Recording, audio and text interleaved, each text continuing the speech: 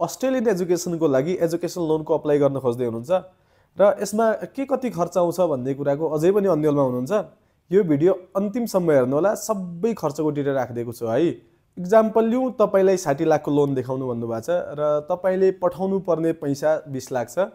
सुरुमा त तपाईले लिने अमाउन्ट जस्तो 60 लाखको 0.75% बैंकले यसले मतलब प्रोसेसिङ चार्ज भनेर लिन्छ, जो तपाईको 45,000 जति हुन आउँछ।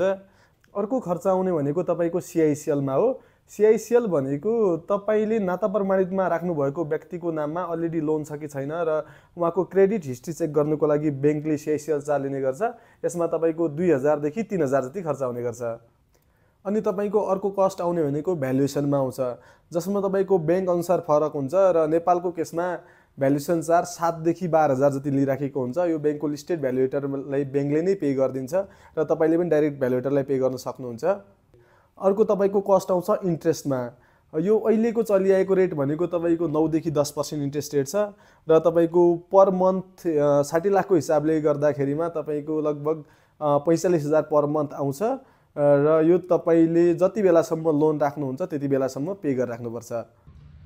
यदि तपाई उक्त लोन म्याचुरिटी पिरियड भन्दा पहिले नै तपाई क्यान्सल गराउन चाहनुहुन्छ भने चाहिँ तपाईलाई फेरि पनि त्यसमा एउटा चार्ज लाग्छ। त्यो भनेको 0.75% अफ लोन अमाउन्ट नै हुन्छ। त्यो प्रिपेमेन्ट चार्ज भनेर बैंकले लिइराखेको हुन्छ।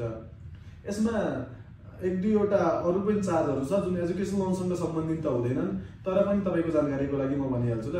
अब तपाईले मैले अघि भने जस्तै 20 लाख रुपैयाँ चाहिँ बाहिर पठाउनु पर्ने हुन्छ।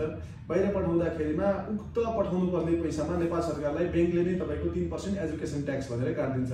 यो अबाउट तपाईको 60,000 जति हुन आउँछ।